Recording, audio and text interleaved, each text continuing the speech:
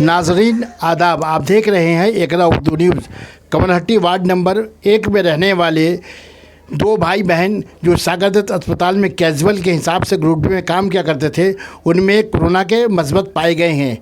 उन दोनों को जो है आपको राजारहाट हॉस्पिटल भेज दिया गया है, जबकि उनके ख़ानदान को जो है 12/7 क्वारंटाइन सेंटर में भेजा गया है। हैदर अली फोटोग्राफ़र आफरीदी के साथ।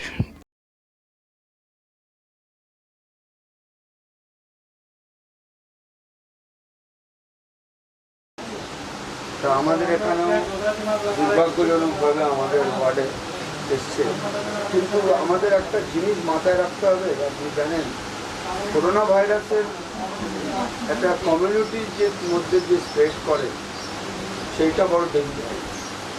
যদি কেউ বাইরে থেকে আসে, বিদেশ থেকে আসে, তাকে আমরা কী করি হোম কোয়ারেন্টাইনে রেখে, না হলে তাকে কোয়ারেন্টাইনে রেখে সেইটাকে আমরা রোধ করার চেষ্টা করছি। এটা হচ্ছে প্রাইমারি স্টেজে। এরপর তিনি এবং এসে তাদেরকে মনোবল বাড়িয়েছেন, এবং এটা তিনি দাঁড়িয়ে ওখানে বলেছেন ওই বাড়ির সামনে দাঁড়িয়ে যে আমরা আজকে দেখে গেলাম, দেখে গিয়ে আমি খুব খুশি, কারণ আপনারা যেভাবে এই পরিস্থিতির মোকাবিলা করেছেন এবং সর্বোচ্চ জায়গাটা লক করে দিয়েছেন, আপনি গিয়ে নিজে দেখে আসতে পারেন। অনুরোধ করবো, আমাদের পিটি সেট আছে, সেইটা করেই যাবেন।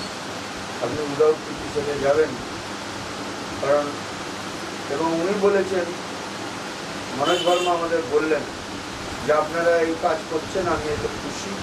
ওনারা ফোন করছেন,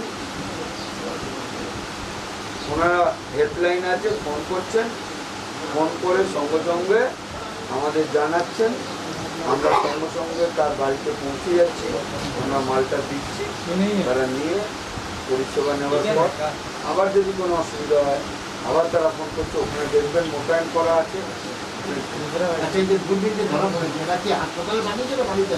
না, এরা আছে রাজারহাট, আপনারা জানেন যে ক্যান্সার হসপিটাল, যেটা করোনা হসপিটাল তৈরি করা হয়েছে, কোয়ারেন্টাইন সেন্টার এখানে পাঠিয়ে দেওয়া হয়েছে।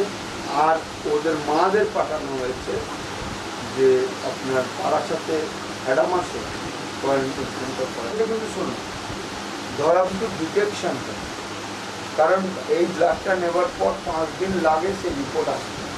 এই ওয়েটিং 5 দিন পিরিয়ডের মধ্যে ও কত লোককে যে কন্টামিনেশনে গেছে, তাই জন্য তো সাগর দত্ত হসপিটালের 36 জন এমএসভিপি সময় তারা কোয়ারেন্টাইন।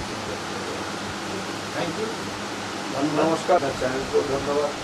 আপনারা আশা করব এইরকমভাবে যদি আপনারা মানুষের কথা আপনাদের চ্যানেলের মাধ্যমে তুলে দিতে পারেন, এতে বহু মানুষ যারা এই বিশেষ করে আজকে তো করোনার যে মানে বিশ্বব্যাপী একটা যে সমস্যা, এর থেকে কিছুটা হলেও আপনারা সমাধানের রাস্তা খুঁজে